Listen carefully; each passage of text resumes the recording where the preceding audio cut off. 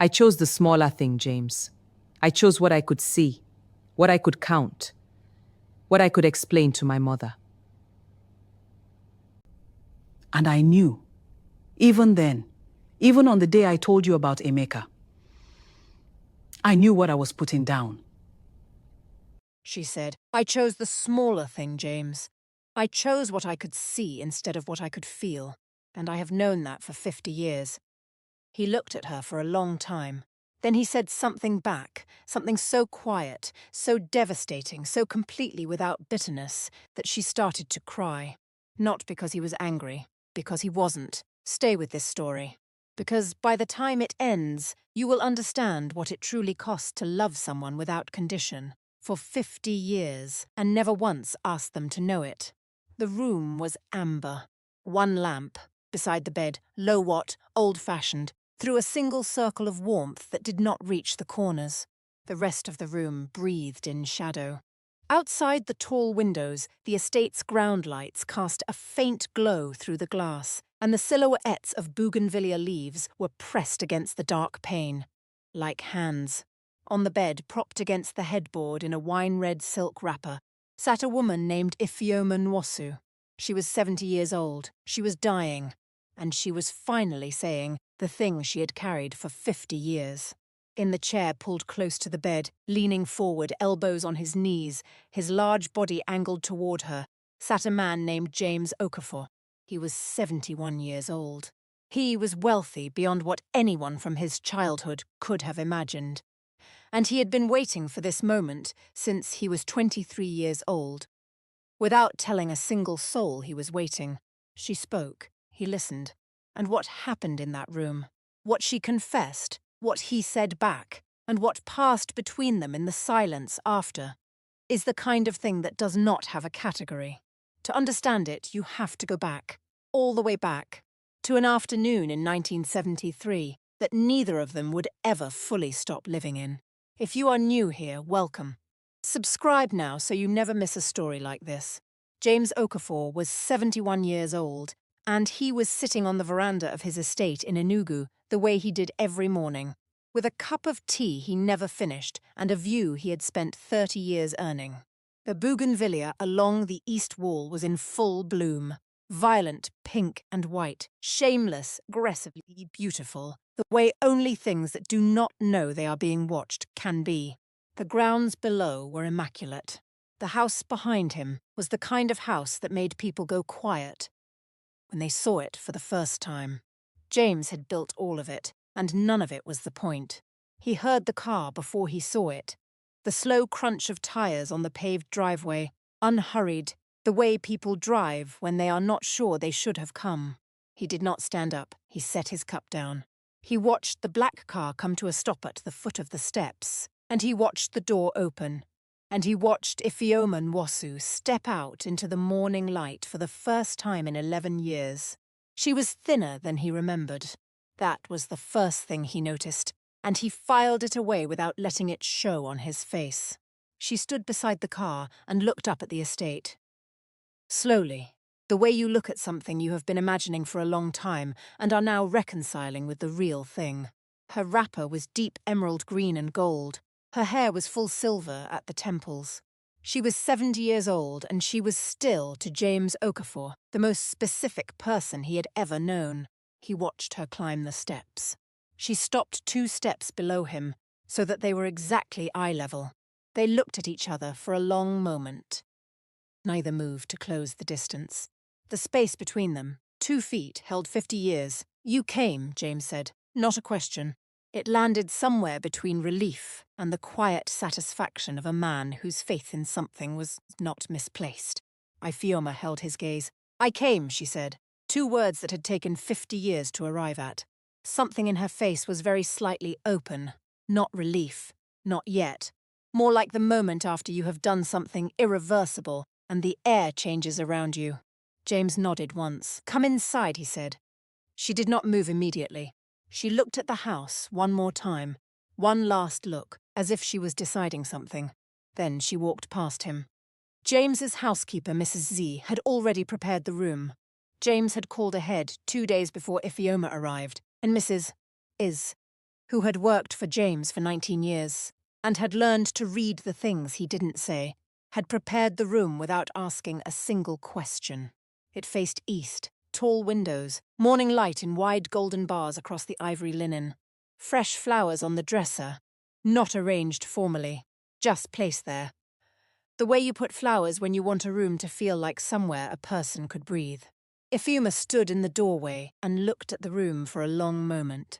Her hand rested on the frame, not gripping, just resting, the way you rest your hand on something when you are not sure yet if you are going to need it to hold you up. "James," she said. This is too much. It is a room. It is not just a room." He did not answer that. He set her bag down near the wardrobe and said, "Mrs. Ease will bring breakfast in an hour. Rest first. I'm not tired. You came from Lagos. You're tired." Something moved across her face. Something that came up before she could manage it. She looked away. "Okay," she said quietly. "An hour." James nodded and left. He walked back down the corridor and out onto the veranda and sat in his chair and picked up his tea, which was now cold. He drank it anyway. She told him on the third day. Not because she had been hiding it. He already knew, in the way you know things when you have been paying attention to someone for 50 years, even from a distance.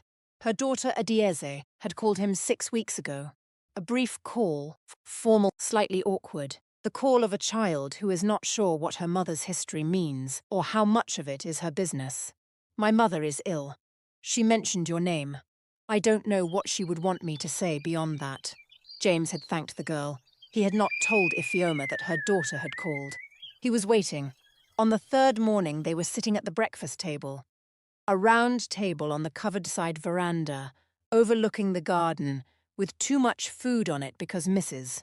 Ease cooked the way some people pray. Ifeoma had been pushing the same piece of yam around her plate for 3 minutes. She put her fork down, picked it up, put it down. Then she said, "I should probably." She stopped. Started again. "A day's called you. It was not a question." James set his cup down. "Yes." Something moved across her face. Irritation, maybe, or relief. It was sometimes impossible to tell the difference. She shouldn't have done that. She was afraid. She's always afraid. She gets it from her. Ifeoma stopped herself, looked out at the garden. "My liver," she said finally, flat. The word of someone who has said it many times and is trying to say it one more time without it meaning anything. The left lobe, specifically, if you want the details. I've noticed people either want all the details or none of them. "Which do you want me to want?" James said. That wasn't what she expected. "I don't know," she said, honestly. "Then tell me when you decide." He picked up his fork. Ifeoma watched him eat for a moment. "It's 3 months, James. Maybe. Probably less." Okay, he looked up. "What would you like me to say?" "I don't know something. Something that sounds like." She shook her head. "Never mind. Ifeoma." I said never mind. He looked at her steadily. For one moment, just one, something underneath his composure surfaced. Not pain, not exactly. Something older than pain. The specific weight of a man who has carried something for 50 years and has just felt it shift. "We will not waste it," he said quietly. Ifeoma made a sound, not quite a laugh, not quite a scoff, something in between. "You always did that," she said. "Did what?" "Made a decision that was mine to make and made it sound like weather." He looked at her for a long moment. "Then eat your food," and she did. Go back. Go back 52 years to an afternoon in 1973 that neither of them would ever fully stop living in. James was 19 years old. He was not wealthy then. He was the third son of a schoolteacher in Orca, wearing trousers that were slightly too short and confidence that was slightly too large, and he was standing at the edge of a crowded compound during a naming ceremony, watching a girl laugh. The girl was Ifeoma Nwosu. She was laughing at something her cousin had said, her head thrown back, her whole body in it, the kind of laugh that doesn't perform itself, the kind that just happens because something was genuinely funny, and the body has not yet learned to contain its joy in public. James watched her for perhaps 30 seconds before he did anything. He was standing completely still in the middle of a compound that was all movement. People talking, children running, fabric and colour and noise. and he was the only still thing in it. He was watching her the way a man watches, something he has not been introduced to yet, but has already decided about. Then he walked over. He did not have a plan. "What's funny?" he said. Ifeoma looked at him. "You," she said, and went back to her cousin. He should have walked away. He did not walk away. He stood there for another moment and said, "That's fair. I do have a funny face." Ifeoma looked at him again, this time for longer. "Your face is not funny," she said, in a tone that made her cousin dissolve entirely. That was how it started. It started with a cousin laughing so hard she had to hold the compound wall, and James standing there not entirely sure what had just happened to him, and Ifeoma turning back to him with something in her eyes that was not quite amusement and not quite interest, but was somehow both. They talked for 3 hours at that naming ceremony. They talked until the food was gone, and the compound was emptying, and Ifeoma's uncle was calling her name from across the yard. She left without giving him her father's address. He found it anyway. They were 22 when the world started to ask them to explain themselves. They had been together for 3 years by then. Not officially. Nothing was official.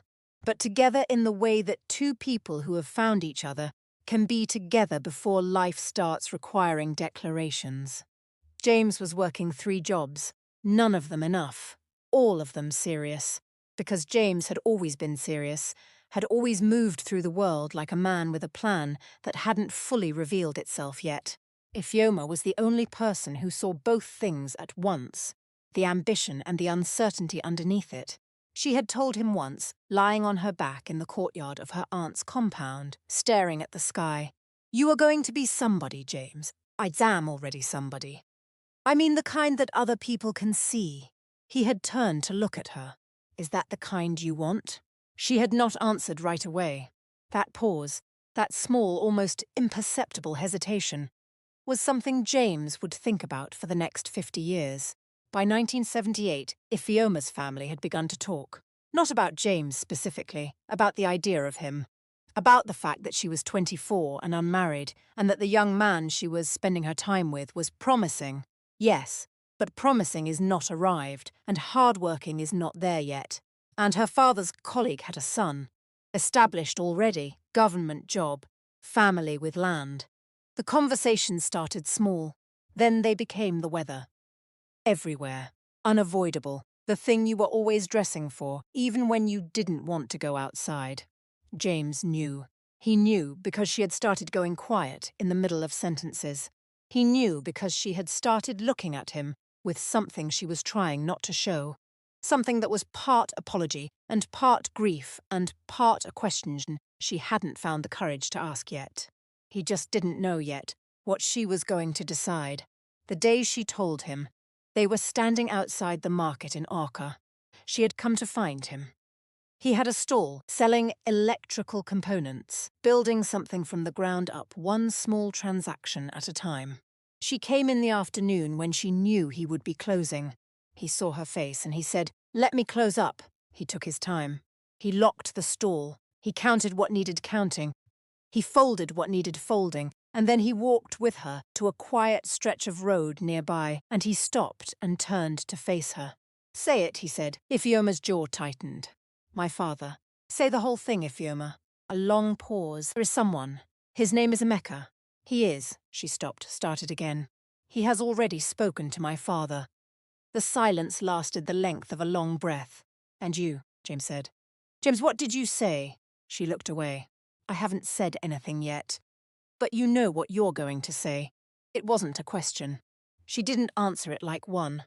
She stood there in the late afternoon light, with her hands clasped in front of her, and her silence said everything that needed to be said. James nodded slowly. He looked at her for a long time, long enough that she had to look back at him. "Okay," he said. "James, please don't. I'm not going to make this hard for you. That's not—" Her voice was unsteady. "That's not what I'm afraid of." "I know what you're afraid of." She shook her head. He took one step closer to her. "Listen to me. I am going to say something, and I need you to hear it properly." She was looking at him now. Fully, with the particular attention of someone who knows a moment is happening. and cannot stop it. Whenever you are ready to come back to me, James said. Whatever is left of you, whatever is left of time, I will be here. Ifeoma's breath caught. Don't say that. I've already said it. James, that's... She pressed her fingers to her mouth for a moment. You can't promise that. You don't know what you're promising. I know exactly what I'm promising. It's not a reasonable thing. It is not a reasonable thing to say to someone. No, James agreed. It's not. He looked at her one last time. Then he walked back to his stall, unlocked it, and went back to work. She watched him go. She stood on the empty road, and she watched his back, and she did not call him back. His white shirt caught the last of the afternoon sun as he walked. He did not look back. He reached the stall. He unlocked it. He went inside. And she turned and walked in the opposite direction.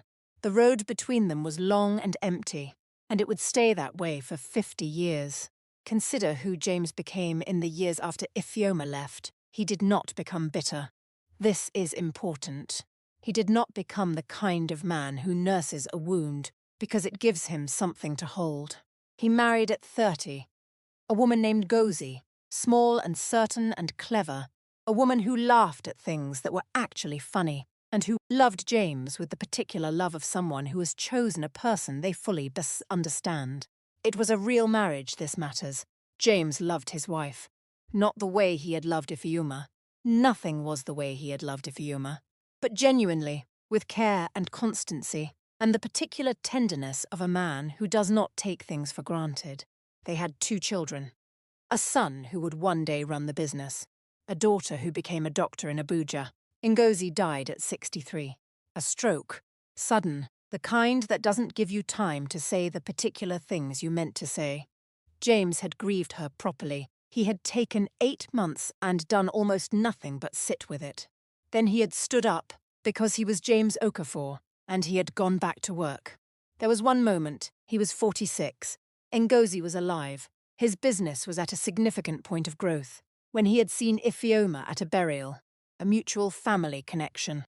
He had not known she would be there. She was standing with a group of women on the far side of the compound, wearing dark blue, her hair pinned up. She looked well. She looked like a woman who had built a life and was living it. He had watched her for perhaps 20 seconds. Then someone had spoken to him, and he had turned, and he had not looked again. They did not cross the compound to each other.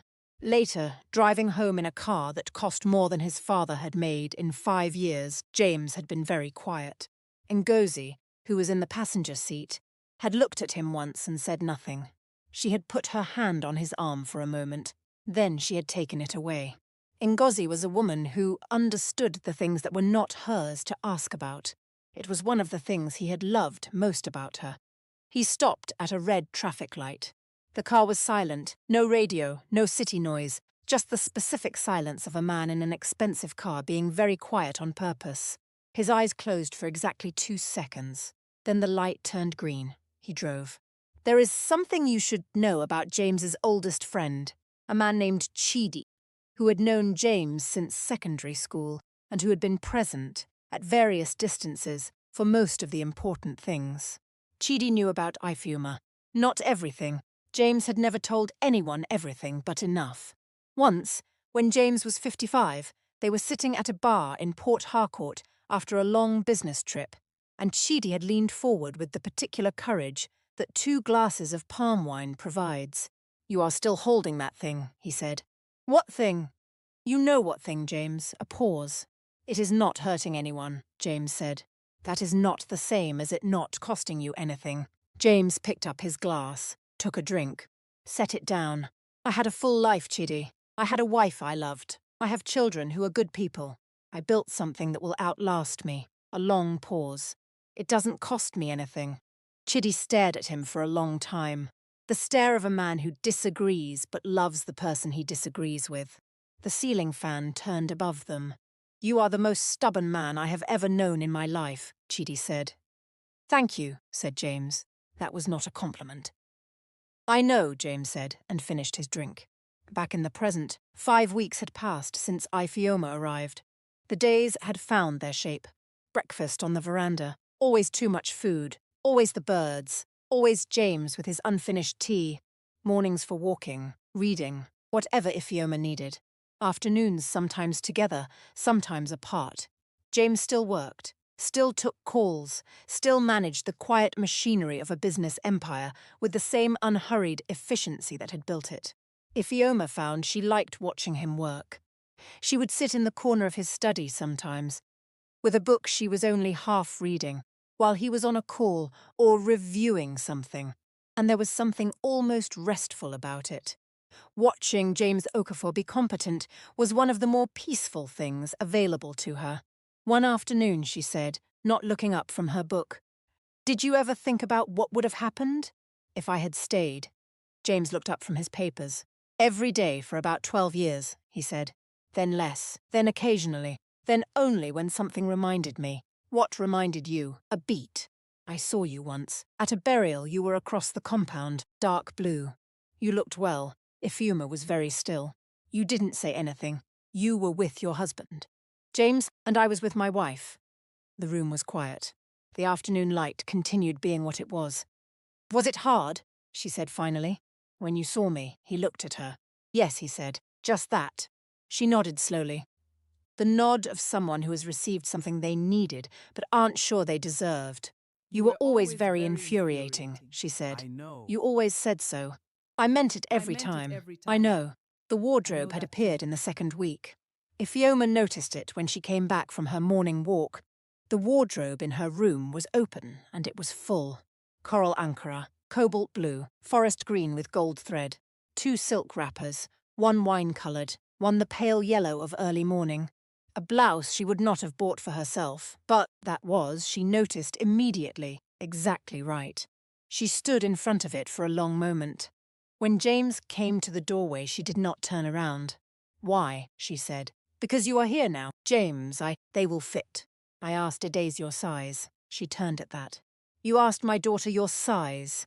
"I asked your daughter your size," he confirmed without apology. Something happened in her face. Something she was not hiding exactly, but was not ready to name. "I don't want to be a project," she said. "Something you tend to. Something you. Is that what this looks like to you?" She didn't answer, because the honest answer was no. But the honest answer frightened her more than the accusation. James took one step into the room. "Wear whatever you want," he said. "Or wear nothing in the wardrobe. I don't mind either way." He left. Ifeoma stood there. She looked at the coral ankara. She took it off the hanger. She wore it to dinner that evening. James looked at her the way he had always looked at her. She pretended not to notice. She had always been very good at that. One morning James came to her room and found her braiding her own hair in the mirror, struggling with the back section.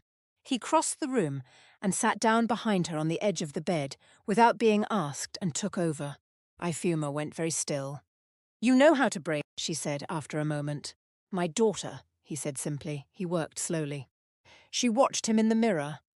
This man with large, careful hands, this man who had built things and buried people and carried something across 50 years without making it anyone else's problem.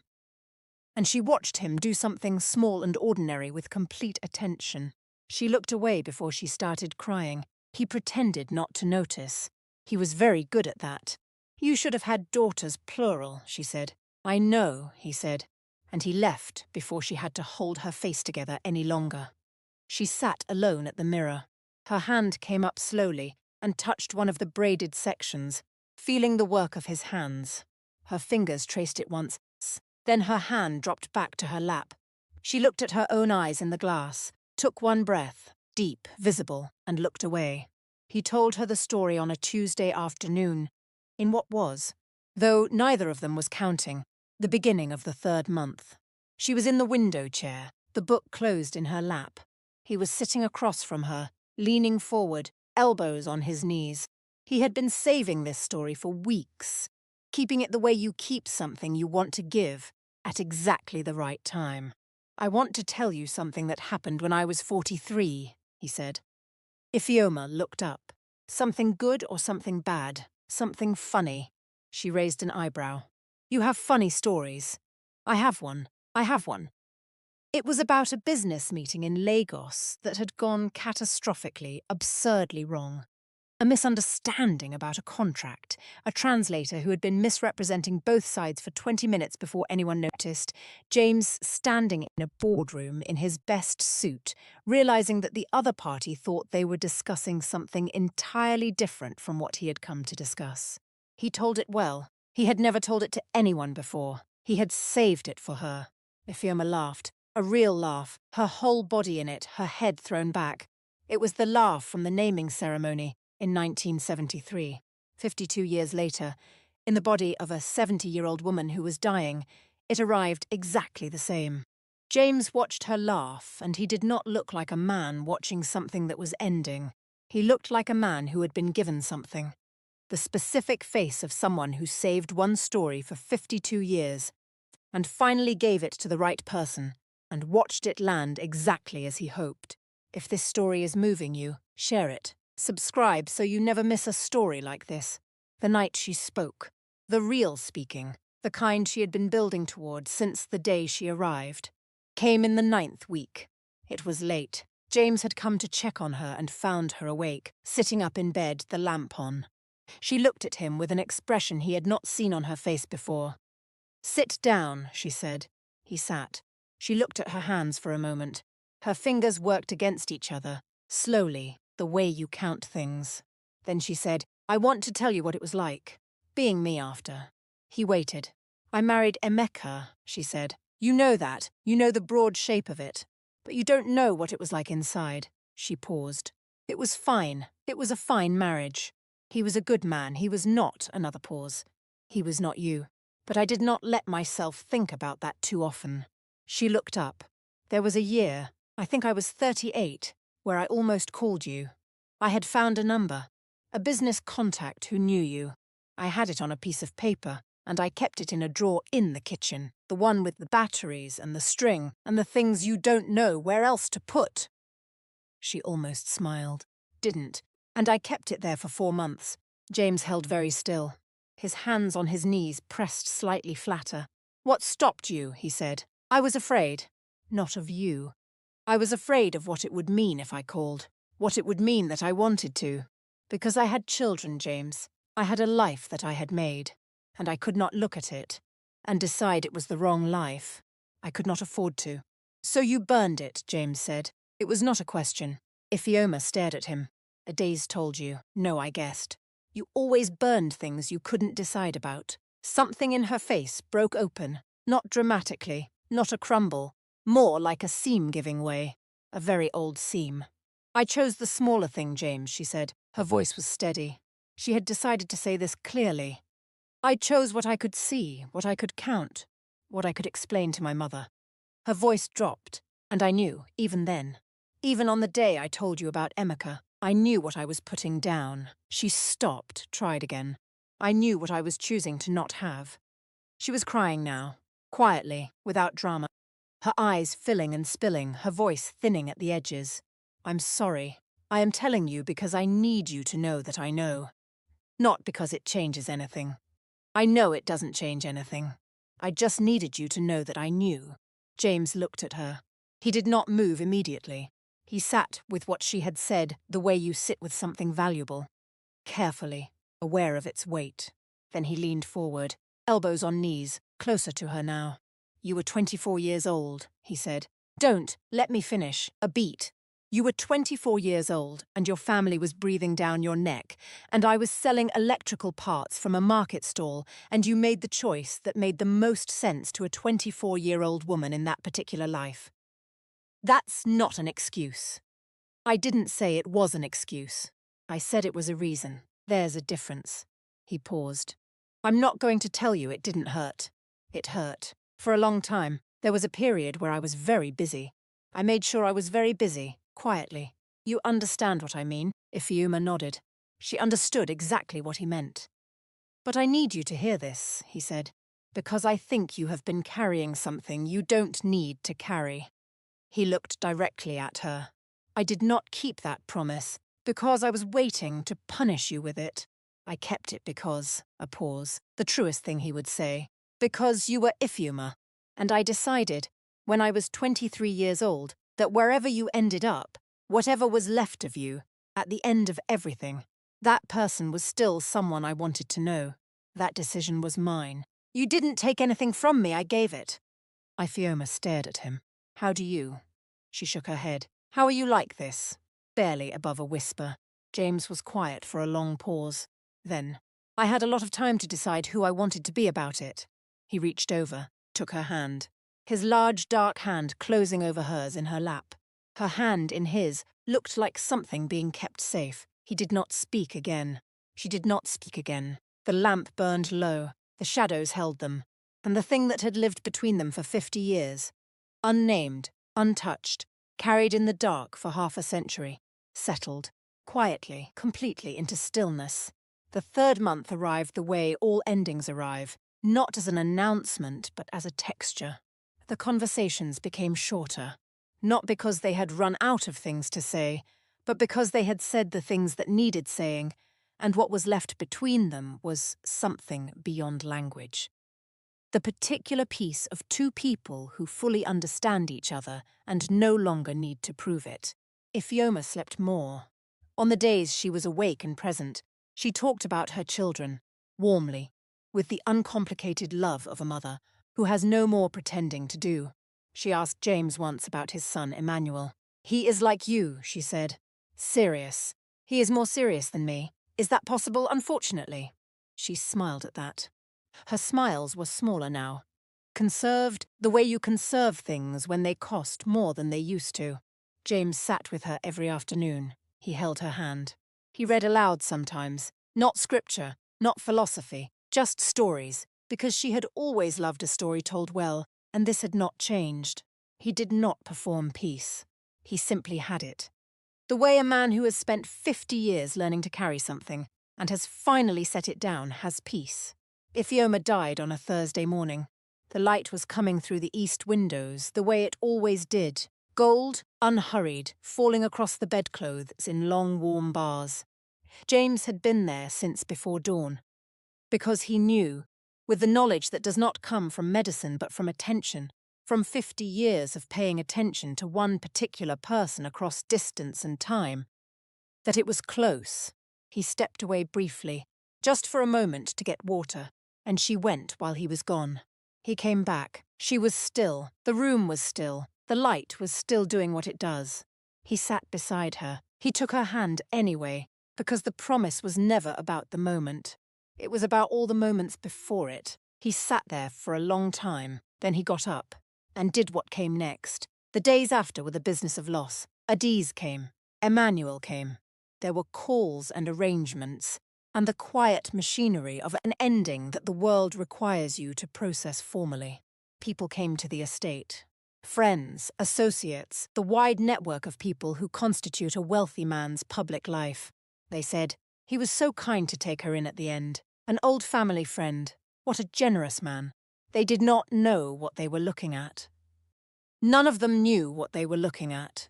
Only Chidi, who flew in from Port Harcourt and sat with James on the veranda on the second evening, said nothing at all for a long time. Then you kept it. James looked at the garden. Yes, he said. Chidi nodded. They sat there until the night came. 3 weeks after Ifeoma died, on a morning indistinguishable from any other morning, James Okafor got up before dawn, dressed, and went to the veranda. Mrs. Ease brought his tea. He set it down in its usual place. The bougainvillea was doing what bougainvillea does, impossible, vivid, pink and white against the pale morning sky, alive in the way that things are alive when they don't know any better. The birds, the light coming up, the garden immaculate, the house behind him full and still. James sat in his chair and looked at all of it. He did not perform anything. He was simply there, a man of 71, with a full life and a business and children, and a good name, sitting on the veranda of something he had built, holding an unfinished cup of tea. He had made a promise when he was 23 years old to a girl, standing in the late afternoon light outside a market in Orca. He had kept it for 50 years. He had been there when she came back. He had been there when she went. He looked at the bougainvillea. He looked at the light. He sat with his tea. And the world, in its ordinary, indifferent, beautiful way, continued. If this story stayed with you, subscribe, like and share. Leave a comment. We would love to hear from you. More stories like this are waiting for you here.